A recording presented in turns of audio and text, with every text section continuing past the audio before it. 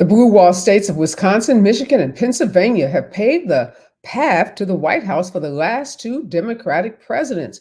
But with just 14 days until the November 5th election, there are some that say Kamala Harris's campaign may not be able to claim all three states.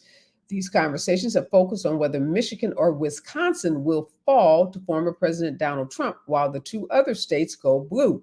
Now, this is according to three sources with knowledge of the Harris's campaign strategies.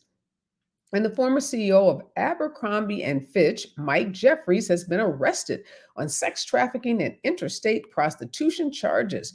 Jeffries has been arrested in West Palm Beach, Florida, where he faces serious felony charges along with two other associates who have also been charged for similar offenses.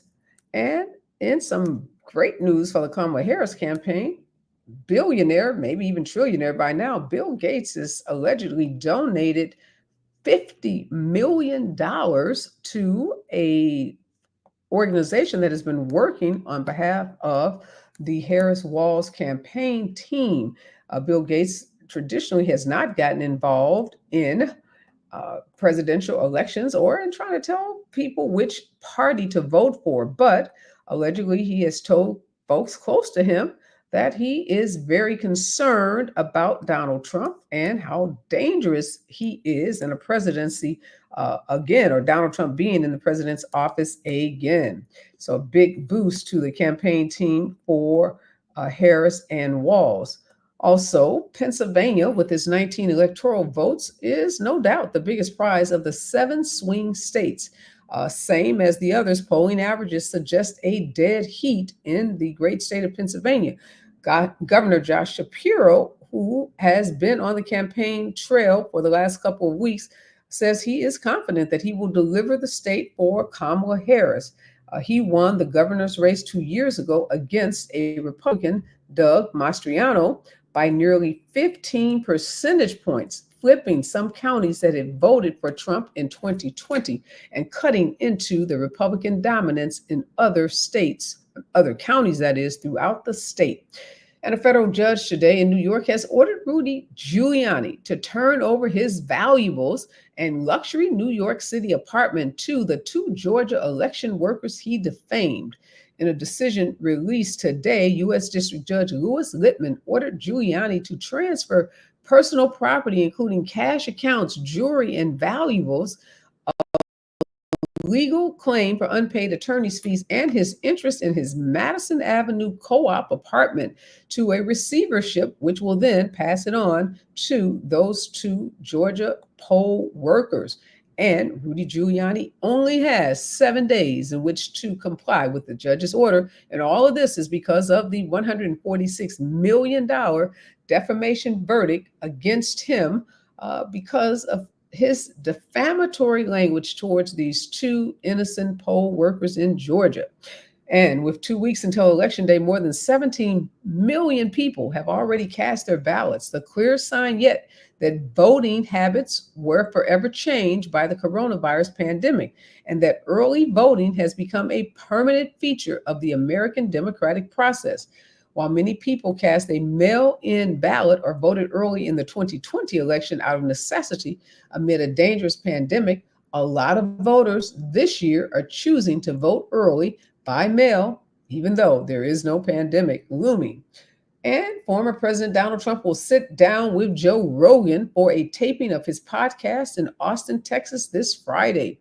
Trump will visit Texas the same day that Vice President Kamala Harris is slated to host a campaign rally in Houston, Texas. The Joe Rogan Experience has for years ranked as one of the most popular podcasts in all of media, particularly among young men who have been key targets of the Trump that is, campaign. And Elon Musk is, his daily $1 million lottery for registered voters in swing states who signed his super PAC's petition falls into what legal experts call a legal gray area and could potentially violate election law. Now, the petition created by Musk's, his PAC called America PAC, comes amid the entrepreneur's large campaign contributions and input into Donald Trump's campaign. Federal law says that you cannot pay someone to register to vote. This petition isn't actually asking people to register, is asking them to sign up on this petition stating that they are going to support Donald Trump and Republican candidates. So it's not actually paying them to register or to vote. But those in the legal community say this is really close to the line and could result in charges, federal election law violation charges being filed against Elon Musk. This is the news of the day, and this is Areva Martin in real time, and I'm your host, Areva Martin. This is your one-stop destination for today's trending news, expert analysis, and my unfiltered opinions. In this hour, I'm joined by Sharon Reed. She's an Emmy award-winning journalist and host in the Black Network. And also Dr. Niambi Carter is joining me. She is an author and professor at the University of Maryland. And in hour two, we're going to go a little deeper, dig behind some headlines, particularly headlines related to the battleground states. I'm actually broadcasting live today from the great state of Michigan. I'm in Detroit. President Barack Obama is actually in Detroit at the same time. He's at a rally, and rather than using my ticket to be at the rally, I'm here on air talking to all of you and my guests. But Barack Obama is here in Detroit, and Kamala Harris has been in Michigan multiple times, as she has been in other battleground states. I'm going to be talking in hour two to some activists on the ground in Michigan about this state. As I said earlier, some folks are concerned that Michigan, Pennsylvania, and Wisconsin considered the blue wall that all three states may not break for Democrats. Michigan has been the subject of a lot of conversation. Well, one, Donald Trump made disparaging remarks about Detroit. We know that there are hundreds of thousands of uncommitted voters that voted protest votes in the primary, would not vote for Joe Biden, and now are saying they're similarly not sure they're going to vote for Kamala Harris. Also, union workers have been in the news lately. Dissension amongst union workers, some supporting Donald Trump, some supporting Kamala Harris. And then there's the issue of jobs and the economy. So there's a lot going on in the battleground state of Michigan, and I'm glad I'm here to talk to voters, meet voters, and talk to the founder of Detroit Change, an initiative launched out of Norman Clement's kitchen in 2017, focusing on voter registration and engagement. And also Reverend Leonard Yearwood is going to join me in hour two. He is the president and CEO of the Hip Hop Caucus. And we know young voters in particular, are going to play an oversized role in this year's election. So make sure you stick around for hour two. If you have concerns about are Democrats going to win Michigan, these two guests have their fingers on the pulse of what's happening in the great state of Michigan. But before I bring on my guests, here's what I'm thinking in real time. I am, as I said, in Michigan. This is stop number 4 of my 7-state battleground tour. Started last week, kicked it off in Phoenix, then moved on to Las Vegas. Last night, I was in the great state of Wisconsin. And I am just so pleased to report that Milwaukee, only 5% of the population is African American, but they have a huge number of Black elected officials at the county level, the city level, and the state level. I was in conversation with about 7 of those African American elected officials last night, from the county executive, the sharp young man, David Crowley, who has, I think, his sights on governor of the great state of Wisconsin, but incredibly sharp. Several African American female state reps who are in the Wisconsin state legislature. Several African American women sit on the city council. They have an African American as the chief justice of their Supreme Court. They have an African American sheriff of Milwaukee County. The police chief for the city of Milwaukee is Black. So there is huge numbers, disproportionate when you look at the number of Black folks that actually live in the state. But I learned a lot about what's happening in Milwaukee, what's motivating folks in that battleground state.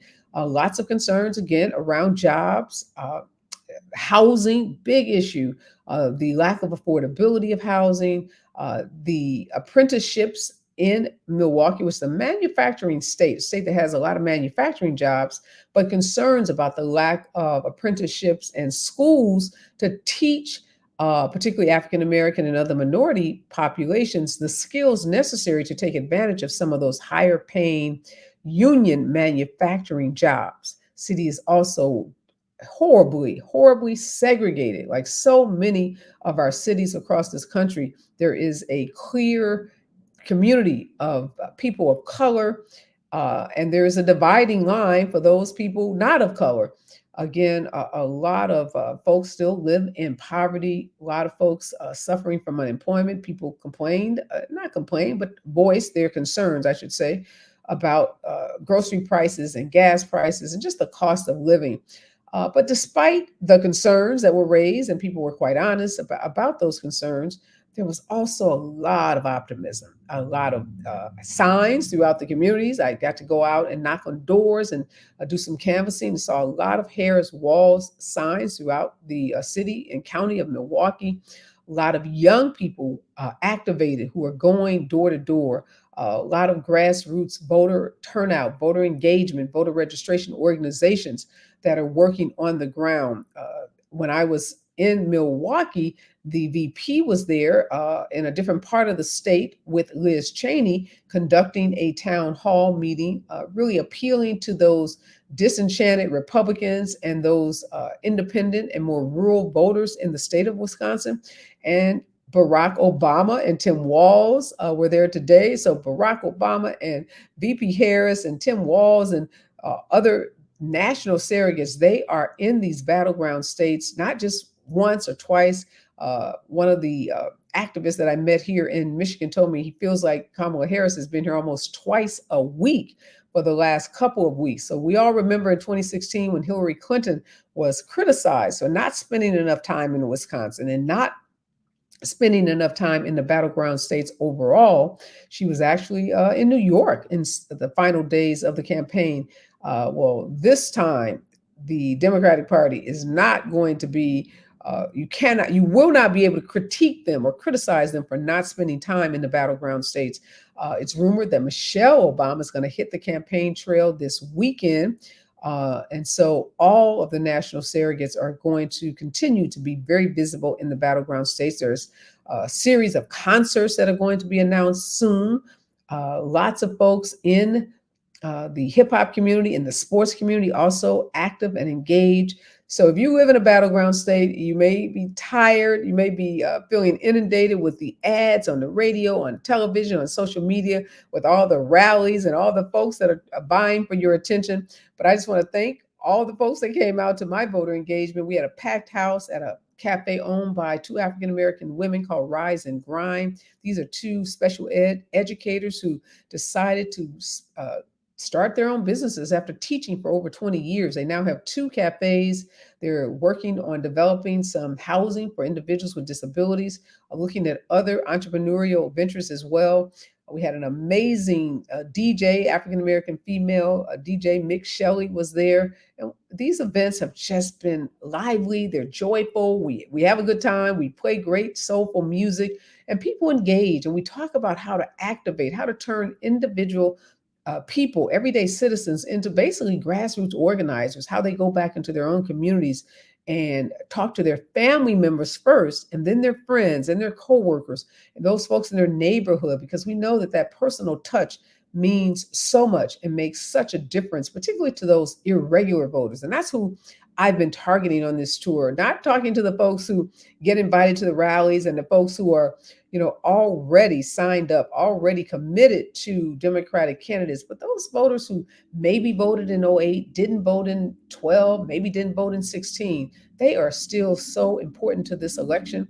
And so I'm out talking to those voters, meeting them and encouraging others to do the same. We're going to talk more about a weird occurrence that happened as we were leaving the event last night in Milwaukee. So lots to share about what's going on in these battleground states and what we can expect from both parties over the next 14 days as we near what some are calling the most consequential election of our lifetime. When we come forward, more of today's breaking and trending news right here on KBLA Talk 1580. Stay with us. You're listening to Areva Martin in real time on KBLA Talk 1580. Before running for state senate, Laura Richardson was named one of the most corrupt members of Congress, guilty on 7 counts of ripping off taxpayers and a pattern of deception trying to cover it up. Richardson is too shady for state senate. For your state senator, frontline nurses, classroom teachers, and Planned Parenthood Advocacy Project support Democrat Michelle Chambers, a champion for abortion rights, higher wages for workers, and more affordable health care. Democrat Michelle Chambers for state senate. Ad paid for by nurses and educators supporting Chambers for Senate 2024, sponsored by labor and nonprofit environmental and health organizations, Ad Committee's top funders, SEIU California State Council, not authorized by a candidate or committee controlled by a candidate. Hey, John, why so glum? I just got let go. The company's downsizing. This is the 3rd time in the last 2 years. I'm done with this. Have you thought about My Computer Career? I've heard they can train you for a career in IT in just a few months, including cybersecurity and the basics of AI. And you don't need prior training or experience. Now that's a recession-resistant career. Wow, thanks. I'll check them out. Go to mycomputercareer.edu and take the free career evaluation. mycomputercareer.edu. Financial aid is available for qualified students, including the GI Bill. Girl, I have a secret. When I get stressed out, I get sweaty. That's why I use Secret Clinical Antiperspirant. It's like my own secret weapon. For 72 hours, I get Secret's strongest protection against sweat caused by stress, heat, and activity, because you know how crazy life can get. Plus, it's made with advanced odor fighters that don't just cover up smelliness. They help prevent it from happening in the first place. Believe me, if I weren't wearing Secret, I'd be a hot, smelly mess. Thankfully, Secret works. KBLA Talk 1580. We've got a lot to talk about. KBLA Talk 1580, connecting you with services and solutions. LA County's new Justice Care and Opportunities Department, or JCOD, is here to support justice-involved individuals and their families. The JCOD Support Center is now taking calls at 1-833-LACJCOD. That's 1-833-522-5263. Available 7 days a week from 6 a.m. to 11 p.m., the Support Center is your one-stop shop for re-entry issues and court support. They offer court reminders, connections to local services, transportation assistance for housing, court appearances, and childcare. The JCOD hotline provides personalized help to connect you with services that you need. And don't forget to check out justiceconnect.org for more information. Remember, it's free and available every day at 1-833-522-5263. This is a community call to action from KBLA Talk 1580.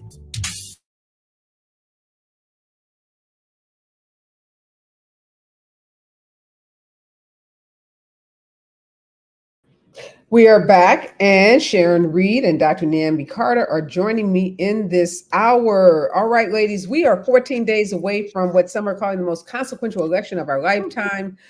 And both candidates are flooding the zone. When I was leaving my event last night in Milwaukee, there were $100 fake bills that had been put on the windshields of all of the cars outside of this event. And they were $100 bills, or fake $100 bills, with Donald Trump's picture on it.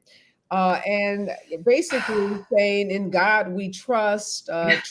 Trump is the guy to trust. Kind of went on and on. I was hoping I'd be able to show you guys a picture, but I can't pull it up. But this is what the Republicans are doing, clearly targeting in this city, this battleground state of Wisconsin, Milwaukee, where the majority of the voters are, targeting Black voters, putting fake $100 bills on cars. Obviously had trolled us to know we were there, because there were, lots of folks at this event at this this cafe owned by a Black woman on Dr. Martin Luther King. So we know the community that would be there, but try to remind Black folks, or say to Black folks, that you will have money in your pocket if you vote for Donald Trump.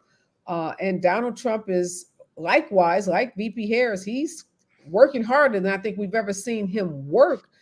Sharon, you're in one of these battleground states. Are you feeling like just overwhelmed with the attention from the candidates and the ads and the mailers and the door knockers? Yeah, I am. And let me just tell you, there's no fake money being placed on the windshields, at least not in my neighborhood. Now, I didn't go outside much today, Areva, but I can tell you that the pressure here is overwhelming. You have the DNC chair, Jamie Harrison, Nikema Williams, the Congresswoman, Lucy McBath, the Congresswoman, and Bishop Reginald Jackson tomorrow, who will hold a press conference that coincides with Donald Trump, yet another appearance here with the Lieutenant Governor, Burt Jones, that is supposedly faith-based. And so you have the two competing campaigns who will go at it, basically. I happen to know this press conference is planned, and it should be pretty epic, how they want to basically beat back all of this, what they would deem fake news about Donald Trump and anything to do with faith, quite frankly. So yeah, the pressure's overwhelming here. Might I say that I find the dollar bills, the fake money with Trump's picture on it, very classy. Like, come get these coins, Black people. Don't forget about me now. He did not give out the stimulus, by the way. Okay, that was America, not you, Donald Trump. So there's that. But he's really leaning into this, Dr. Carter. He's playing on every racist stereotype and trope you can imagine. He's now calling Kamala Harris, in addition to calling her a piece of shit, he's calling her lazy. Mm-hmm. So, I mean, he's becoming increasingly vulgar in his language. Like, there are no filters, there are no boundaries, there are no rules. And his base is eating it up. And rather than criticize him, what people are saying that support him is saying, this is why we like him, because he's unfiltered and he's unscripted, and she's so scripted and she's so robotic, and he just tells us what he's thinking. And oh my God, I mean, what used to be considered disqualifying is now becoming this incredibly positive trait for him, even playing into these racist tropes that she's lazy.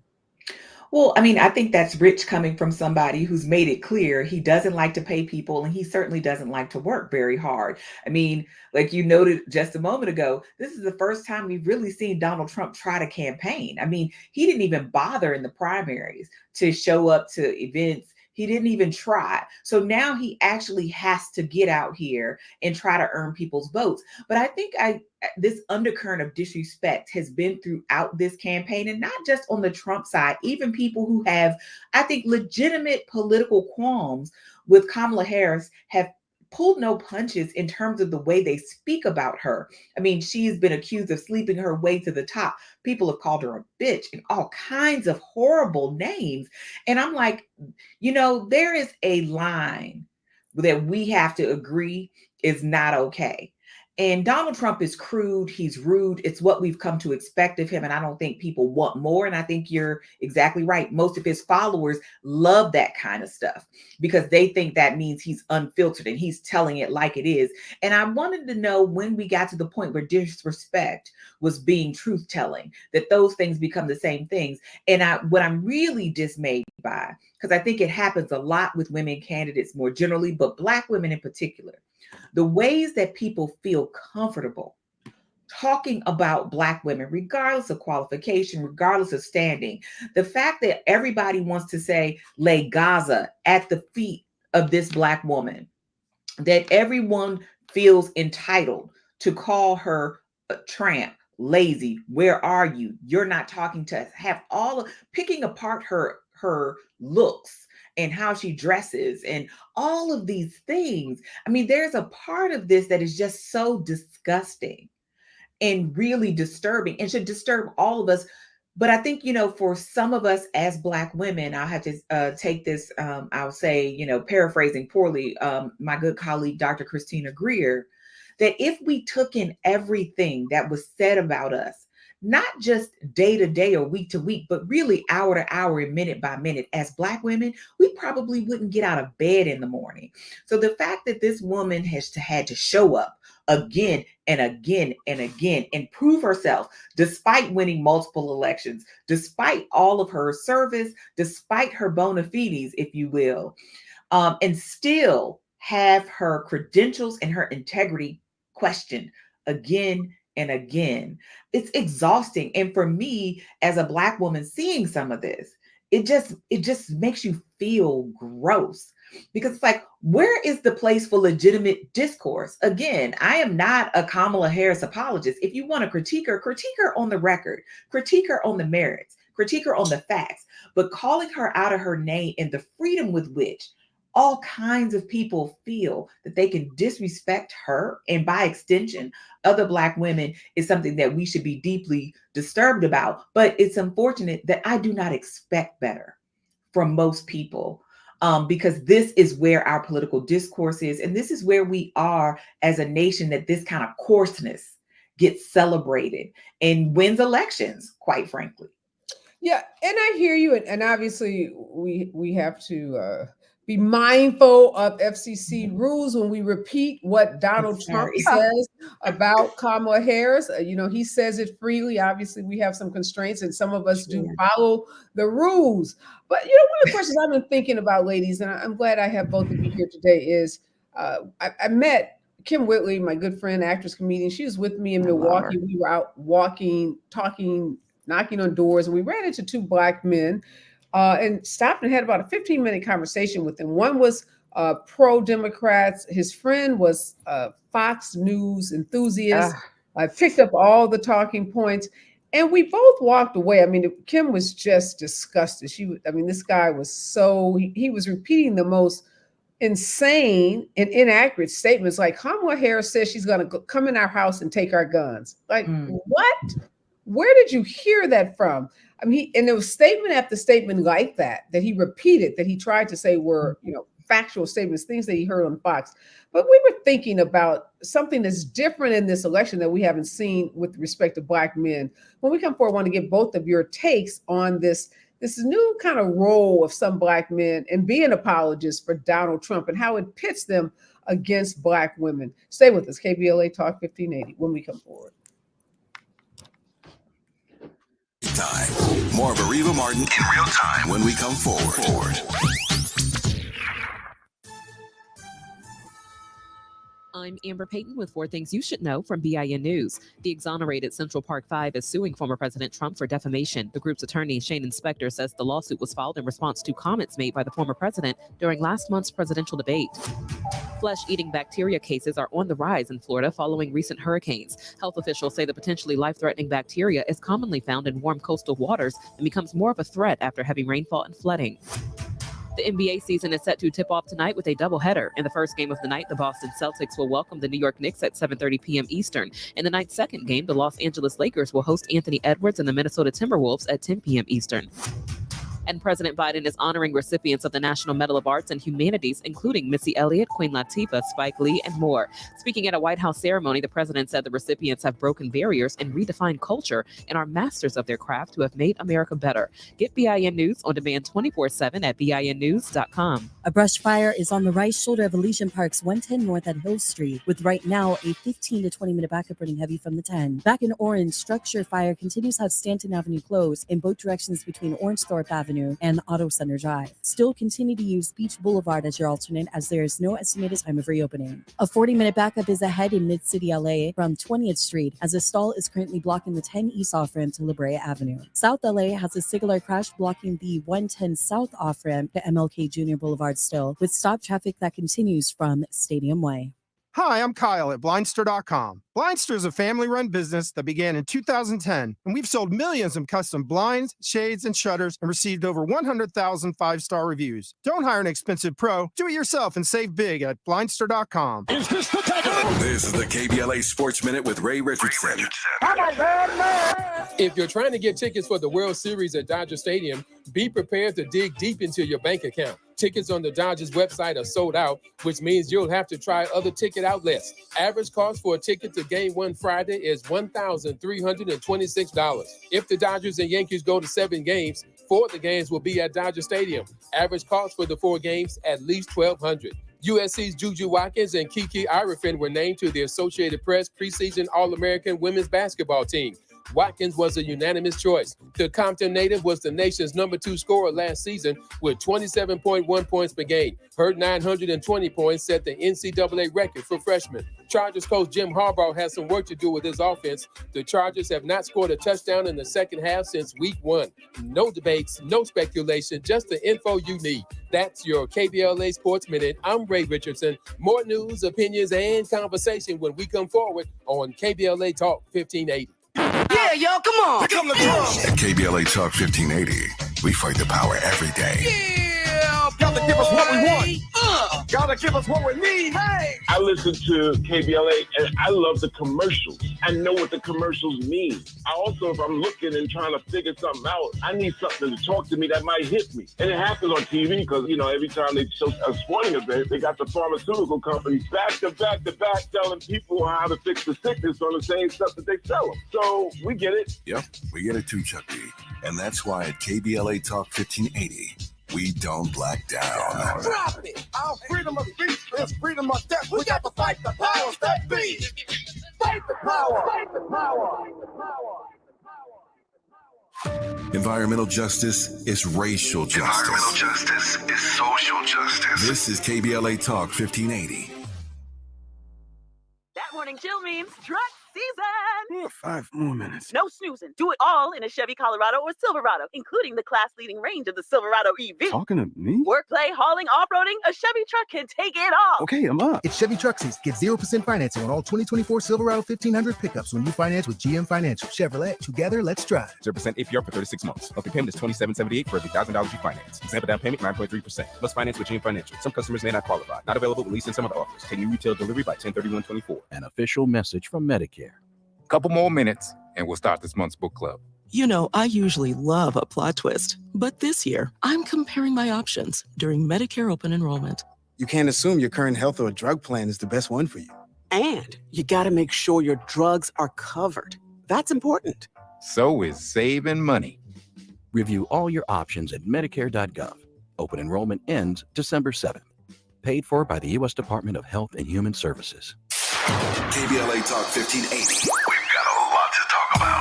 KBLA Talk 1580 reminds you, when we fight, we win. The Youth Justice Coalition is challenging America's addiction to incarceration and discrimination. YJC works to dismantle policies leading to mass incarceration, law enforcement violence, and the school-to-prison pipeline. Their approach? Transformative justice, community intervention, free LA high school, legal defense, and system monitoring. YJC promotes safety without relying on prisons. Their goal? Prevent system contact and help people exit the system through direct action, advocacy, and education. Want to get involved or need help? Call 323-235-4243. That's 323-235-4243. Join YJC in creating change. When we fight, we win. KBLA Talk 1580, your voice for justice. This is a community call to action from KBLA Talk 1580.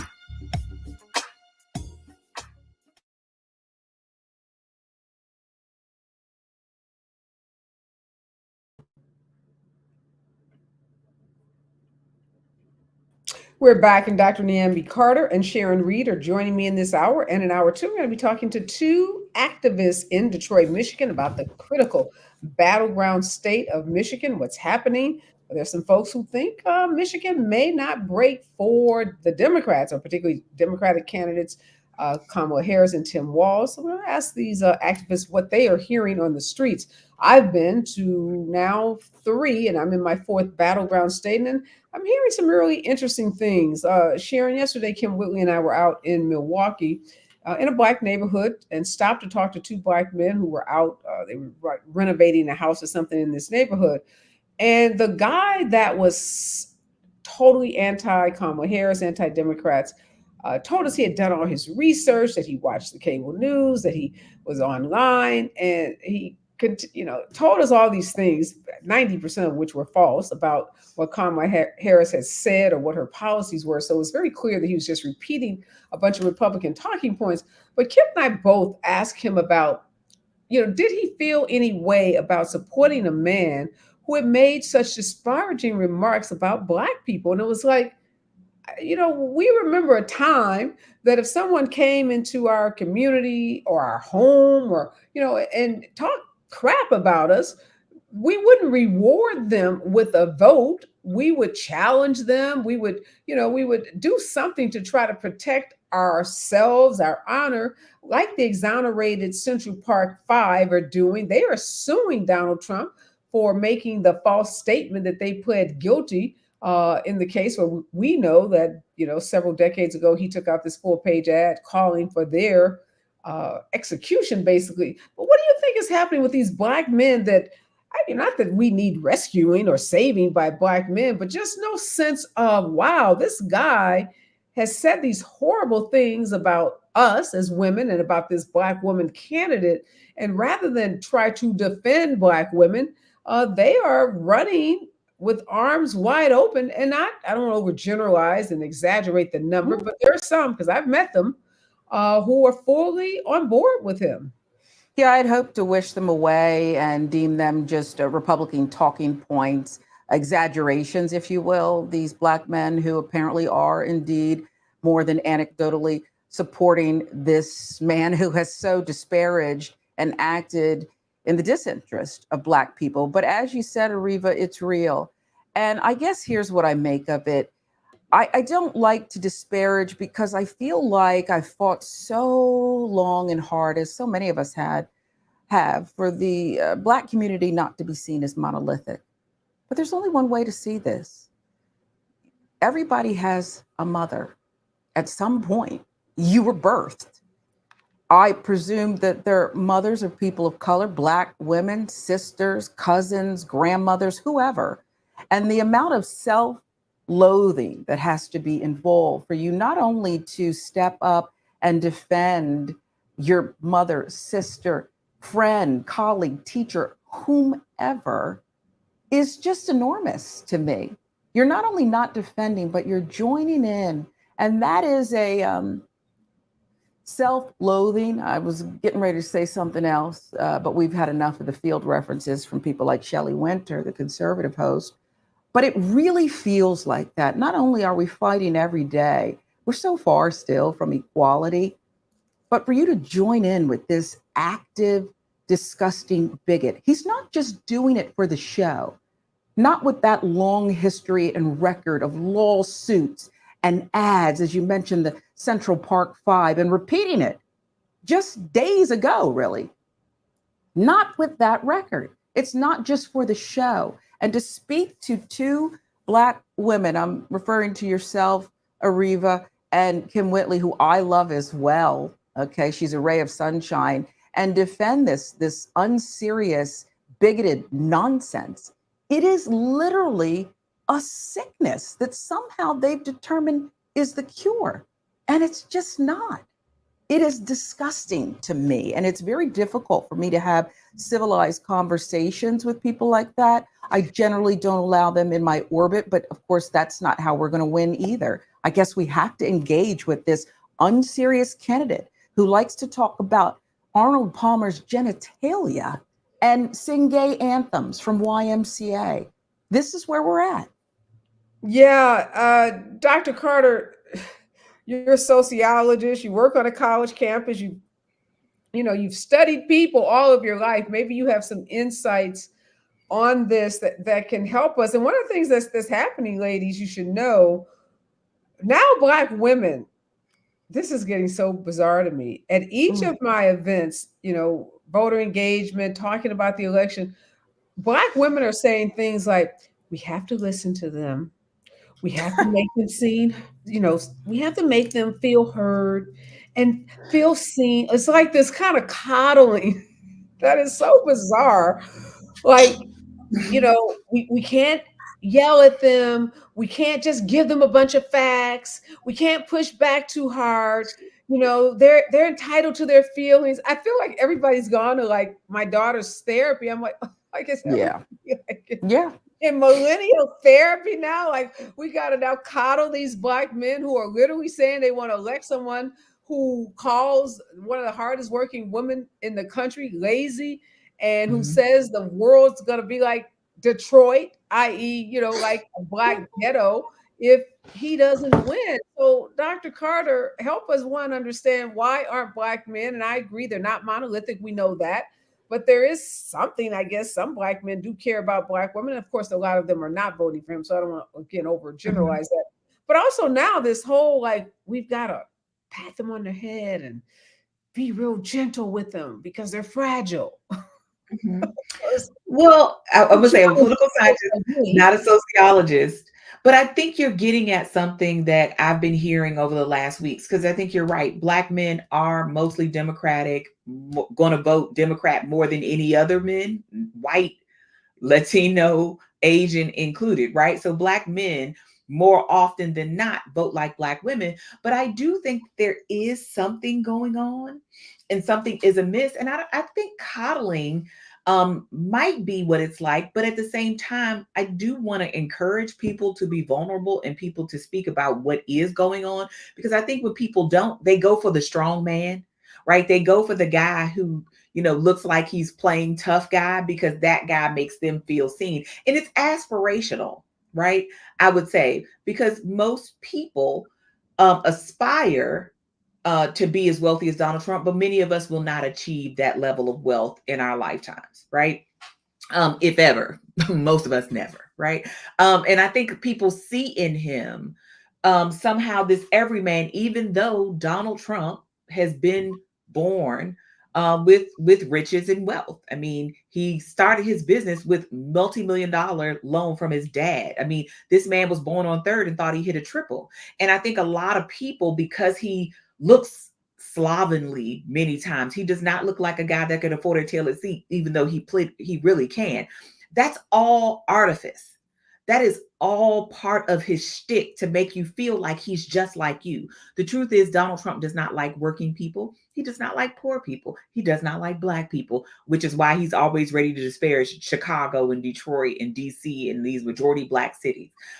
Donald Trump is always trying to sell you something, whether it's a pocket knife, a coin, or a dream.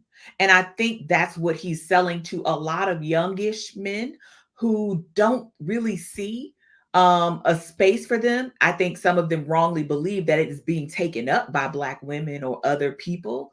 But I think the other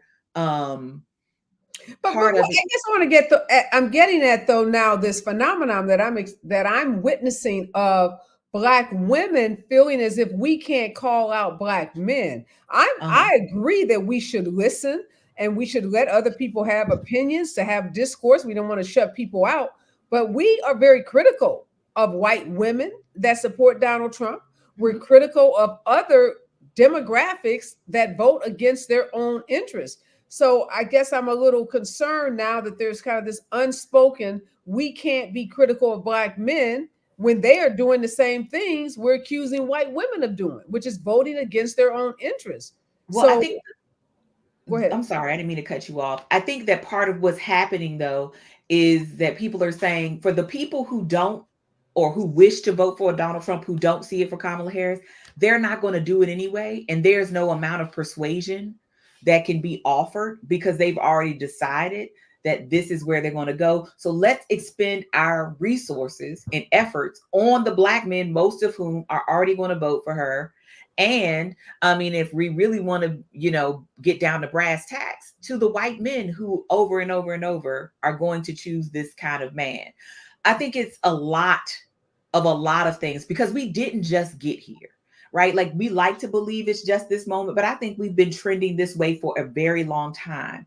When we talk about some of this Black man, Black woman stuff, I mean, we've seen it, whether we're talking about the proto-nationalist guys that have been hanging around in the cultural zeitgeist for a while, to the Donald Trumps who've been able to capitalize on it.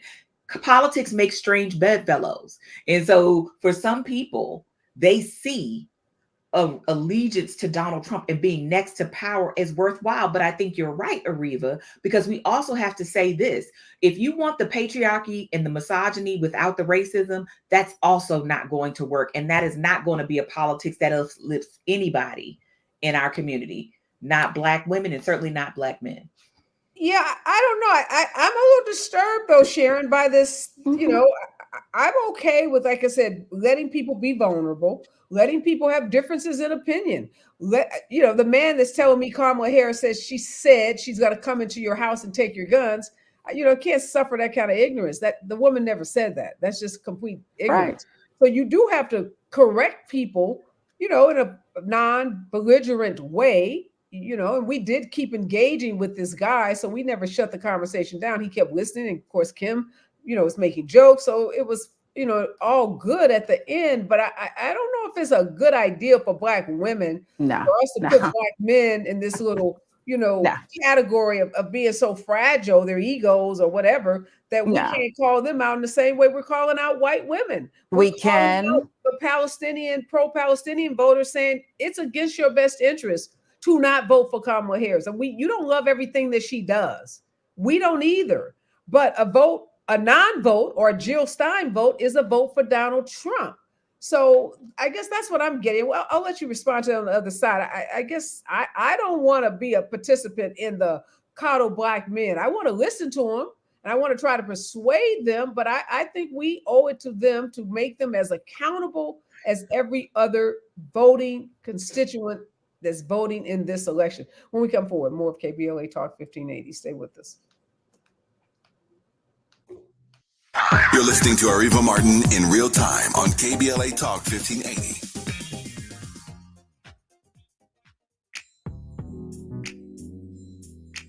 Tips to help improve basic steps for building a budget in 2024. Building a budget can help you achieve and reach your financial goals. With a budget, you can keep track of your spending, avoid and get out of debt, limit overspending, pay bills on time, and build solid savings habits. What's the best way to get started? Figure out how much to set aside for expenses like rent, mortgage, bills, groceries, and entertainment. Understanding your past financial habits can help you make the proper adjustments for your budget. Adjusting to a budget can take time as you work to find the right balance, but keep working on it. For more financial health tips, visit chase.com or stop by a local branch. This segment is sponsored by JP Morgan Chase & Company.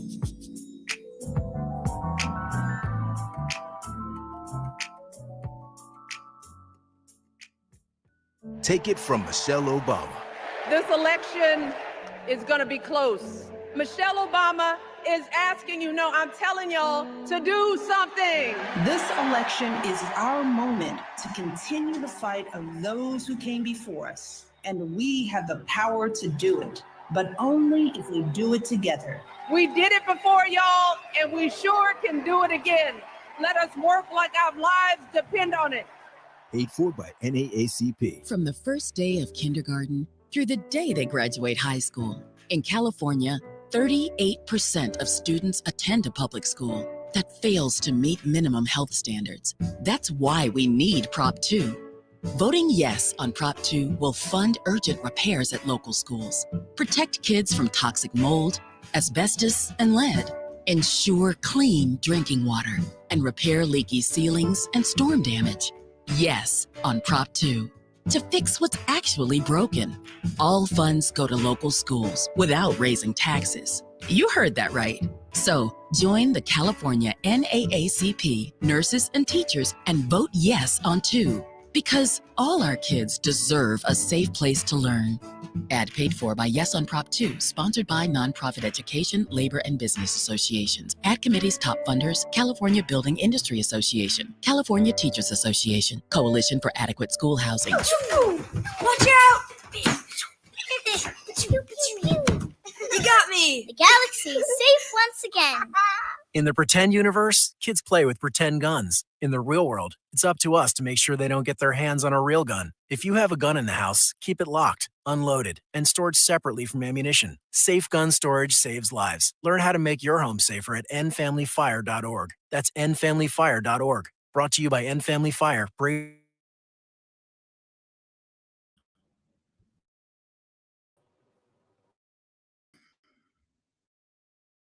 We are back and we're talking about the 14 days, critical 14 days before the election. And it's really 14 days of voting. And for some states, it's even been 30 days of voting because early voting has already started in a lot of states. People have their ballots. A lot of people have already turned in their ballots. So really November 5th is the last day of voting, not the first day, because over 17 million people have already voted. So there's high enthusiasm and high interest in this election. We're talking about Black men. They've been the subject of a lot of conversations in this election. I agree wholeheartedly with Dr. Carter. They are the largest and most loyal voting base for Democrats behind Black women. No doubt this election, I don't think it'll be any different. Probably 85%, if not more, will vote for Kamala Harris and Tim Walz. But there are folks, and they have their right to not be supportive, but we're just talking about how do you address those Black male voters in particular, some who have a lot of disinformation that they bought into, and you try to correct the record for them, others who know the facts and still, Sharon, say they're going to vote in a way which we know, and factually we know this, is against their best interest. Listen, I think we start by just going with the truth. The truth shall set you free. If I, and I've never been a drug user, wanted to take a trip in Fantasyland, I'd maybe partake. I don't wish to do that, and I'm not interested in coddling Black men or anybody else. I would not do it, as you pointed out, Areva, with white women, and I'm not going to do it with Black men. I'm also not going to play this game of disinformation, and perhaps the gentleman that you ran into in Detroit, you and Kim Whitley, was not playing a game. He was eating up the talking points, but I'd rather think a lot of these people, a large percentage, are enjoying this. They're enjoying getting people like you, they think, on their heels. And they like the chaos, perhaps because they're unhappy, rightfully so. But the Black man is put upon, but you know who else is? The Black woman too. And I can recall conversations in local newsrooms when Trump first was making his prominence known politically, of news directors who would say to us in the meetings, well, we have to be respectful of both sides. And I can recall interrupting one and saying, no, we don't. We have to be respectful of the truth. And presenting a lie because you want to give balance to two campaigns is not truthful. There aren't two sides. There's only the truth. And any Black man who wants to vote against his own interest and be cruel in the process to himself and others who look like him does not deserve a cuddle. They deserve a dose of reality. I do think that Dr. Carter is right. You want to be respectful. You want to move on to people who have the ability to move from one side to the other. There's something there, a window. But perhaps this is why there's not doctor in front of my name, because on the way out the door to ignoring them, I would like to give them a dose of reality. No, I appreciate that. I mean, the reality is you're right. A lot of these people are enjoying the attention. They like creating a lot of chaos. They like being the center of attention. Some people are contrarians, they just want to be contrary for the sake of being contrary. So we know that's out there as well. But the good news is, like I said, we can focus on the good news. Good news is the majority of Black voters, and hopefully white voters too, are not going to cast a vote for someone knowing that it is a vote against their best interest. Speaking of which, Rudy Giuliani, this man, this America's mayor, the man who was going to be president, the man who was revered by folks who didn't even live in New York after 9/11, and who just thought of him as the most amazing person, who calmed the nation after 9/11, literally now has to turn over. I mean, this is an extraordinary, and I can tell you as a 20-year practicing lawyer, this is an extraordinary order. This is because this man has lied. He's not complied with the bankruptcy rules and orders from the bankruptcy judge. And the bankruptcy judge has brought the hammer down and has said, you have 7 days, Rudy. You turn over the deed to your co-op apartment, everything in that apartment. If you got a designer suit, a pair of designer shoes, if you got a gold Rolex watch, whatever you own now belongs to these two election workers. So talk about people voting for and supporting someone against their own interests. And in this case, doing it to the degree at which now Rudy Giuliani finds himself in the most serious legal jeopardy, criminal jeopardy, and civilly having to give up. I guess he's going to be couch surfing. I don't know, Dr. Carter. He's got a son. He's got a couple of ex-wives. And maybe, I know his lawyers are angry at him because he owes his lawyers all kinds of money. They've had to sue him as well. Maybe somebody gives him, something, a loaf of bread, a bottle of wine. I don't know. But this man has lost everything, his law license, his dignity, his reputation. And now all of his personal property. Well, so goes the way that people follow Donald Trump. I don't know why nobody notices that everybody who runs behind this man loses everything. Rudy Giuliani is just the latest. And shoot, maybe he should call his good friend Donald Trump and see if he can put him up in one of his many hotels or in one of his many resorts or one of his many homes or apartments or properties. I mean, it'll be curious to see how that relationship shakes out because Rudy Giuliani really has nothing left that he can offer Donald Trump. So it'll be curious to see if this alliance can stick it out through the hard times. I mean, Rudy Giuliani is at his end. And so we shall see Donald whether Trump his doesn't good like friend poor shows people. up for him. Donald Trump doesn't like poor people. He doesn't like He does not. losers. So Rudy is a loser. I mean, he's the biggest loser ever. He's a sucker. I mean, every adjective you can think of, when you look it up in a dictionary, his picture should be there. And this is a good reminder for these Black men, for these white women, for anyone that's voting for Donald Trump. You may not end up in the situation Rudy Giuliani is in, but trust me, you are going to end up worse off with him in the White House than you otherwise would. And Rudy is just exhibit A. I mean, the man literally has to give over this New York apartment that could be worth $5-6 million. Who knows? I'm sure it has some liens on it. But kudos to these women for having the courage to stand up to the MAGA bullies, to stand up to Rudy Giuliani, to stand up to Donald Trump. They fought back and they won. So this is a good example of when the system works, and it worked well for these two election workers. We are out of time, ladies. Thank you so much for your insights and your brilliant Sharon. I can't wait to see you. I'll be I in can't wait to see you too. Gotta Stop get here. number 5 of this tour. Sharon's going to be co-hosting my live event in Atlanta, Georgia. We will be there on Friday. You'll hear a lot more about that in the upcoming days. And I behave for you too, Areva. I always behave when you're in town. Oh, thank you. Looking forward to it. All right, ladies. See you next time. Coming up, talking to some activists right here on the ground in Detroit, Michigan. Stay with us. KBLA Talk 1580.